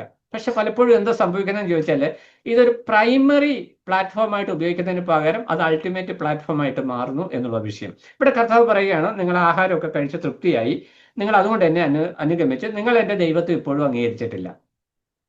അതാണ് കർത്താവ് കൃത്യമായിട്ട് പറയുന്നത്. എന്നിട്ട് കർത്താവ് അവരോട് പറയുകയാണ്. അതിന് പറയാൻ കാരണം എന്താ? 2 കാര്യങ്ങളാണ് കർത്താവ് പറഞ്ഞത്. യോഹന്നാൻ പ്രസംഗിച്ചത് എന്തായിരുന്നു? കാലം തികഞ്ഞു, ദൈവരാജ്യം സമീപിച്ചിരിക്കുന്നു, മാനസാന്തരപ്പെട്ട് സുവിശേഷത്തിൽ വിശ്വസിക്കുക, ഇതാ ലോകത്തിന്റെ പാപം ചുമക്കുന്ന ദൈവത്തിന്റെ കുഞ്ഞാട് എന്ന് പറഞ്ഞാൽ മാനസാന്തരപ്പെട്ട് യേശു ക്രിസ്തുവിൽ വിശ്വസിക്കണം എന്നുള്ളതാണ് കർത്താവ് പ്രസംഗിച്ചതും ഈ യോഹന്നാൻ സ്നാപകൻ പ്രസംഗിച്ചതും. ഇവർക്ക് ഈ മാനസാന്തരമില്ല, പാപബോധമില്ല. ഇവർ ഈ കർത്താവിന്റെ പുറകെ നടക്കുന്ന എന്തിന്റെ ബേസിലാ? ആഹാരം കിട്ടും, രോഗസൗഖ്യം കിട്ടും, ഇതിൻ്റെയൊക്കെ ബേസിലാ. അപ്പോൾ ഇന്നും അനേകര് സത്യസുവിശേഷത്തിൽ നിന്ന് അകന്ന് ഇതിന്റെ പിന്നാലെ പോകുന്നു. യേശുവിൽ വിശ്വസിച്ചാൽ കടബാധ്യത മാറും, പണിയെടുക്കാതെ കാശുണ്ടാകും, സമൃദ്ധി ഉണ്ടാകും, സമ്പത്തുണ്ടാകും, ഈ ഭൂമിയിൽ സുഖകരമായ ജീവിതം ഉണ്ടാകും. അത്രയും മാത്രമേ അവർക്ക്. അതിനെ നമ്മൾ വിളിക്കുന്ന ഒരു പേരാണ് പ്രോസ്പെരിറ്റി ഗോസ്പൽ, സമൃദ്ധിയുടെ സുവിശേഷം. എന്നാൽ ഇവിടെ കർത്താവ് ഫോക്കസ് ചെയ്യുന്ന വിഷയം എന്താ? കർത്താവ് 2 കാര്യങ്ങൾ അവിടെ പറഞ്ഞു. ഒന്ന്, ഈ ആഹാരം നശിച്ചു പോകുന്നതാണ്. മോശയുടെ മന്ന കൊടുത്ത മന്നയെക്കുറിച്ച്, മന്ന കഴിച്ചവർ മരുഭൂമിയിൽ മരിച്ചുപോയി എന്ന് പറഞ്ഞു. അത് സ്വർഗീയ ഭോജനമായിരുന്നുവെങ്കിലും ആ മന്ന കഴിച്ചവർ മരിച്ചു. ആ തലമുറ മരിച്ച ഭൂമിയിൽ നിന്ന് മന്ന കഴിച്ചത് കൊണ്ട് ആരും, അല്ലെ കർത്താവ് വാഴ്ത്തിക്കൊടുത്ത ആഹാരം കഴിച്ചത് കൊണ്ട് ആരും നിത്യകാലം ജീവിച്ചിട്ടില്ല. ഇവിടെ കർത്താവ് കൃത്യമായിട്ട് പറഞ്ഞൊരു വിഷയം, നശിച്ചു പോകുന്ന ആഹാരത്തിനായിട്ടല്ല, നിത്യജീവങ്കിലേക്ക് നിലനിൽക്കുന്ന ആഹാരത്തിനായിട്ട് തന്നെ പ്രവർത്തിക്കും. അപ്പോൾ ഇവരോട് കർത്താവ് പറയുന്ന വിഷയം, നിങ്ങൾ എൻ്റെ പിന്നാലെ ഈ അപ്പം നോക്കി നടക്കരുത്, നിങ്ങൾ നിത്യജീവൻ ലഭിക്കും, ആ ജീവനുള്ള അപ്പം ഞാനാണ് എന്നുള്ള യാഥാർത്ഥ്യം മനസ്സിലാക്കി ജീവിക്കണം എന്നർത്ഥം. ഇപ്പൊ പലപ്പോഴും ഇത് വായിക്കുമ്പോൾ, ബൈബിളിൽ പല വാക്യങ്ങളും വായിക്കുമ്പോൾ ചിലരുടെ വിചാരം, ഈ ഭൂമിയിൽ സ്വത്ത് സമ്പാദിക്കരുത്, സ്വർഗത്തിൽ നിക്ഷേപിപ്പിൻ, അതുകൊണ്ട് ഇവിടെ പണിയെടുക്കാതെ ജീവിക്കണമെന്നാണ് ചിലർ അങ്ങനെയും വ്യാഖ്യാനിക്കും. ബൈബിൾ അങ്ങനെയും പലരും വ്യാഖ്യാനിക്കുന്നുണ്ടല്ലോ. പക്ഷെ അവിടെ കർത്താവ് ഉദ്ദേശിക്കുന്ന വാക്യം ഏത് വാക്യത്തിലും വീണയില്ലാതിരിക്കത്തില്ല. കൊലോസ്യ ലേഖനം 3-23 വാക്യത്തിലേക്ക് വരുമ്പോൾ നിങ്ങൾ അധ്വാനിച്ച് ജീവിക്കണമെന്ന് പറയുന്നുണ്ട്. തിമത്യോസിന്റെ ലേഖനത്തിലും സ്വത്ത് സമ്പാദിക്കുന്നതിനെ കുറിച്ച് പറയുന്നുണ്ട്, 1 തിമത്യോസ് 6:8. അപ്പോൾ ഇവിടെ ഭൗമികമായി ഇവിടെ കർത്താവ് പറഞ്ഞു വരുന്നതിന്റെ വിഷയം ജോലി എടുക്കരുതെന്നോ സമ്പത്തുണ്ടാക്കരുതോ എന്നല്ല കർത്താവ് പറയുന്നത്. അതല്ല പ്രധാന വിഷയം. അതൊക്കെ ഇവിടെ വെച്ച് നശിച്ചു പോകുന്ന വിഷയമായതുകൊണ്ട് നിത്യജീവങ്കിലേക്ക് നിലനിൽക്കുന്ന ആഹാരത്തിനായിട്ട് നിങ്ങൾ അധ്വാനിക്കണം. അപ്പോൾ അവിടുത്തെ ഏറ്റവും പ്രധാനപ്പെട്ടതായിരിക്കുന്ന വിഷയം എന്ന് പറയുന്നത് ലക്ഷ്യം, കർത്താവിനെ അനുസരിക്കുന്നതിൽ, പിൻപറ്റുന്നതിൽ ലക്ഷ്യം കറക്റ്റ് ആയിരിക്കണം. ഇത് കർത്താവിന് നന്നായിട്ട് അറിയാം. ഈ യഹൂദന്മാര് ഈ കടല്, നമ്മൾ ഈ ഇന്നലെ രാത്രി പ്രക്ഷോഭിച്ച കടല് തന്നെയാണ് ഇന്നിവർ കടന്നു വന്നേക്കും നമ്മൾ മനസ്സിലാക്കണം. അപ്പൊ കടല് കടന്ന് ഈ ജനങ്ങൾ മുഴുവൻ കർത്താവിന്റെ അടുക്കൽ ചെന്നപ്പോൾ കർത്താവ് അവരെ നോക്കിയപ്പോൾ കർത്താവ് അവരുടെ ഹൃദയത്തിന്റെ മനോഭാവം മനസ്സിലാക്കി. നമ്മൾ ദൈവവചനം പഠിക്കുമ്പോഴും, നമ്മളിങ്ങനെ ക്ലാസ്സിൽ ഇരിക്കുമ്പോഴും, ഞാനിങ്ങനെ സംസാരിക്കുമ്പോഴും എൻ്റെ ഹൃദയത്തിൽ എന്താണ് മനോഭാവം എന്നത് കർത്താവ് കൃത്യമായിട്ട് അറിയുന്നു. അതുകൊണ്ടാണ് ഹൃദയങ്ങളെയും ഉൾപ്പുകളെയും ആരായുന്നവനെ നിങ്ങൾ ദൈവം എന്ന് വിളിക്കുന്നുവെങ്കിൽ ഭയപ്പെടുകയും. അപ്പൊ ഹൃദയങ്ങളെയും അപ്പൊ ഈ കർത്താവിന്റെ പുറകെ ഇത്രയും നമ്മൾ നോക്കും, ശരിയാ, ഏറ്റവും വലിയൊരു സ്പിരിച്വൽ ലീഡറാണ് യേശു അക്കാലത്ത്. കാരണം 5000 പേര്, 20,000 പേര്, 1,00,000 പേര് ഇങ്ങനെ പുറകെ പോവുകയാണ്. അപ്പൊ നോക്കി നല്ലൊരു ലീഡറാണ്. പക്ഷെ കർത്താവ് അവരെ നോക്കുമ്പോൾ തന്നെ ഇവർക്ക് ഈ കർത്താവുമായിട്ട് യാതൊരു ബന്ധവുമില്ല. കർത്താവിന് അവരുടെ ഹൃദയത്തിൽ ഒരു സ്ഥാനമില്ല. അവർക്ക് വേണ്ടത് വയറ് നിറച്ച് ഭക്ഷണമാണ്, അല്ലെങ്കിൽ രോഗസൗഖ്യം, സാമ്പത്തിക അനുഗ്രഹം, അതേ വേണ്ടു. പിന്നെ അവർക്ക് ഏറ്റവും, യഹൂദന്മാർക്ക് ഏറ്റവും ആവശ്യം ഈ റോമൻ അടിമത്തത്തിൽ നിന്നൊരു വിടുതൽ വേണം. ഇവന്മാരെ കൊണ്ട് തോറ്റു, അതുകൊണ്ട് കരമടച്ചു മടുത്തു, അല്ലെ, അന്യായ ടാക്സാ. അപ്പൊ അതടച്ചു മടുത്തു, അതിനൊരു വിടുതൽ വേണം, അത്രേ അവർക്ക് ലക്ഷ്യം. പക്ഷെ കർത്താവ് പറയുന്നത്, കർത്താവ് അവരുടെ ഉദ്ദേശം, അവരുടെ പിൻപറ്റിയത് എന്തിനു വേണ്ടിയാന്ന് കൃത്യമായിട്ട് മനസ്സിലാക്കി. അതിന് പ്രകാരം എന്നാൽ അവരെ കുറ്റം പറഞ്ഞില്ല. കർത്താവ് പറഞ്ഞത്, നിങ്ങൾ എൻ്റെ പിന്നാലെ വരുന്നു, ഞാൻ ആഹാരമൊക്കെ തരും, ഓക്കെയാണ്. ബട്ട് എന്നാൽ നശിച്ചു പോകുന്ന ആഹാരത്തിന് വേണ്ടിയല്ല, നിത്യജീവനിലേക്ക് ഉള്ള ആഹാരത്തിനായിട്ട് ശ്രമിപ്പിൻ.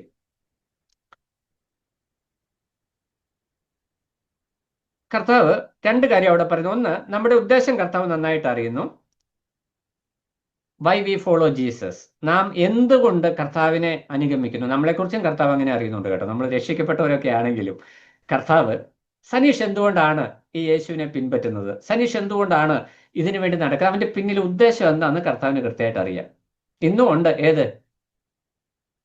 പണം സമ്പാദിക്കാൻ വേണ്ടി ശുശ്രൂഷ ചെയ്യുന്നവര്. ശുശ്രൂഷയ്ക്ക് പണം ആവശ്യമാണ്, ശുശ്രൂഷകന്മാർക്കും പണം ആവശ്യമാണ്. പക്ഷെ പണം സമ്പാദനത്തിന് വേണ്ടി ശുശ്രൂഷ ചെയ്യുന്നത് തെറ്റാണ്.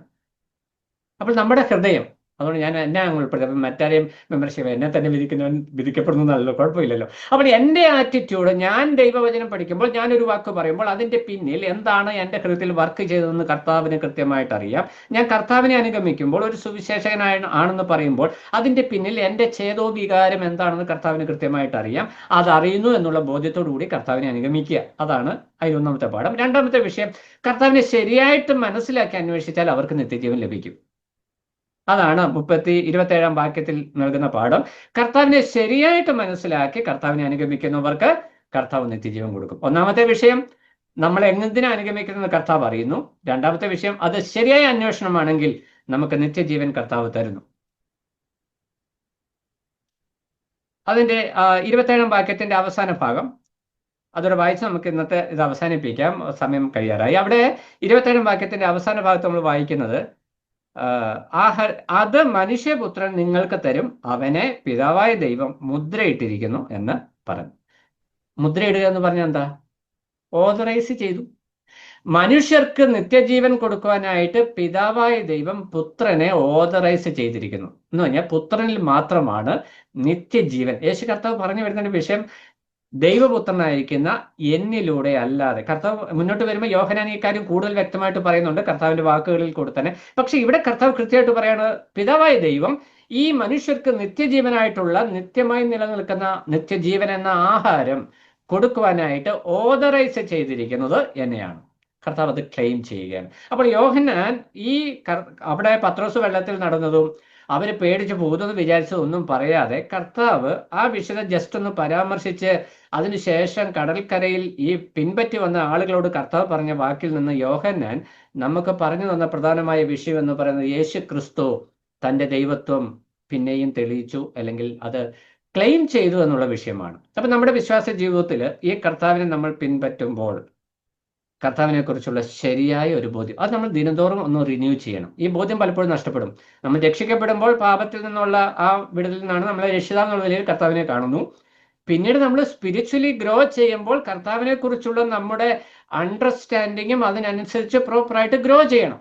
ആ ഗ്രോ ചെയ്യുന്നതനുസരിച്ചാണ് കർത്താവ് നമ്മളെ വിവിധ ശുശ്രൂഷകൾക്കായിട്ട് ഏൽപ്പിച്ചിട്ടുണ്ട് എന്നുള്ള ബോധ്യം നമുക്കുണ്ടാകുന്നത്. അപ്പോൾ ആ പരിജ്ഞാനം നമുക്ക് കുറവാണെങ്കിലോ നമ്മൾ ജനിച്ച മട്ടിൽ തന്നെ ഇരിക്കുകയുള്ളൂ. അപ്പോൾ അതുകൊണ്ട് കർത്താവിനെ കുറിച്ച് ശരിയായ ഒരു പരിജ്ഞാനം നമുക്കുണ്ടാകണം.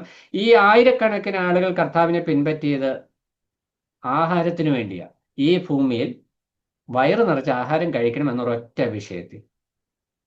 എന്നാൽ കർത്താവ് വന്നത് എന്തിനു വേണ്ടിയാണ്?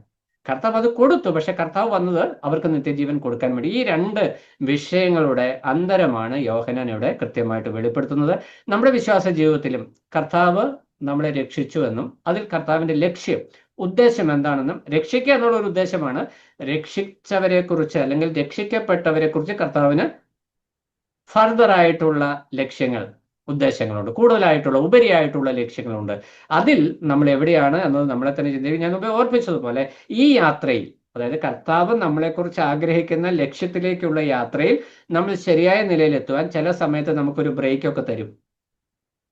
മുമ്പ് ഞാൻ പറഞ്ഞതുപോലെ തഴയപ്പെടുന്ന അനുഭവത്തിലേക്ക് നമ്മൾ പോകാം, നിരാശയുടെ അനുഭവത്തിലേക്ക് പോകാം, ഒറ്റപ്പെട്ട് ഇനി ഒന്നും ചെയ്യാനില്ല, ഞാൻ പരമാവധി പരിശ്രമിച്ചു, ഇനി എനിക്ക് ഒന്നും ചെയ്യുവാനായിട്ട് കഴിയില്ല കർത്താവേ, എല്ലാം ഇവിടെ തീർന്നു, ഇനി എനിക്ക് മുന്നോട്ട് പോകണമേ ഇല്ല എന്ന് ചിന്തിക്കുന്ന നിമിഷത്തിൽ അവിടെ വരും നമ്മുടെ രക്ഷിതാവ്, അല്ലെ കർത്താവ്. അതാണ് കർത്താവ് പറഞ്ഞ വാഗ്ദത്തം, നീ പതറേണ്ട, ഞാൻ നിന്നോട് കൂടെ ഇരിക്കും, ലോകാവസാനത്തോളം എല്ലാ നാളും കൂടെ ഇരിക്കും. അത് കൊടുങ്കാറ്റ് പോലെ വന്ന് നമ്മുടെ ജീവിതത്തെ അടിച്ചാലും നമ്മൾ നിരാശരാകേണ്ട. അല്പം നമ്മൾക്കൊരു ഗ്യാപ്പ് തരുന്നത്, ഞാൻ മുമ്പേ ജമീമയുടെ കാര്യം പറഞ്ഞതുപോലെ, വെൻ എവറിഥിങ് ഈസ് അഗൈൻസ്റ്റ്, എല്ലാം എതിരായി നിൽക്കുമ്പോൾ കർത്താവിന് വേണ്ടി സമയം ചെലവഴിപ്പാൻ വ്യക്തി ജീവിതത്തിൽ കർത്താവിന് വേണ്ടി സമയം കൂടെ, ശുശ്രൂഷയുടെ തിരക്കിൽ നിന്ന് നമുക്കൊരല്പം ഗ്യാപ്പ് കർത്താവ് തരുന്നത് നമ്മൾ കർത്താവുമായിട്ട് വ്യക്തിപരമായിട്ട് അടുത്തിരിക്കാൻ. അപ്പോൾ എന്ത് ചെയ്യും? ഡബിൾ ഊർജ്ജം ലഭിക്കും, ഏറ്റവും ശ്രേഷ്ഠകരമായ ശുശ്രൂഷ ചെയ്യുവാനായിട്ട് ഇടയാകും. അപ്പോൾ യോഹന്നാൻ പറഞ്ഞത് കർത്താവിനെ ശരിയായ നിലയിൽ മനസ്സിലാക്കുക, ശരിയായ നിലയിൽ ദൈവിക ഉദ്ദേശം മനസ്സിലാക്കുക, കഷ്ടത അതിലേക്കുള്ള ചുവട്ടുപടിയാണെന്ന് മനസ്സിലാക്കി നിരാശപ്പെടാതെ കർത്താവിൽ ആശ്രയിക്കുക. അതിൽ ഏറ്റവും വലിയ പ്രോമിസ് എന്ന് പറയുന്നത്, എല്ലാം അവസാനിച്ചു, ഇനി മുന്നോട്ടൊന്നുമില്ല എന്ന് ചിന്തിക്കുന്നിടത്ത് തക്ക സമയത്ത്, അത് വെളുപ്പിനെ 3 മണിക്കാകാം, 4 മണിക്കാകാം, 4-ാം യാമത്തിലാകാം, അവിടെ കർത്താവ് വരും. അവിടെ കർത്താവ് വരുമ്പോൾ എല്ലാം ശാന്തം, അങ്ങനെ ഒരു കാറ്റേ അവിടെ അടിച്ചില്ല എന്നൊരു സ്ഥാനത്തേക്ക് കർത്താവ് നമ്മളെ എത്തിക്കും. വരുന്ന ദിവസങ്ങൾ നമ്മുടെ വിശ്വാസ ജീവിതത്തിൽ കർത്താവിൽ ബലപ്പെടുവാൻ, കർത്താവിനെ പൂർണ്ണമായി മനസ്സിലാക്കുവാൻ കർത്താവ് സഹായിക്കട്ടെ. ദൈവനാമം മഹത്വപ്പെടുമാറാകട്ടെ.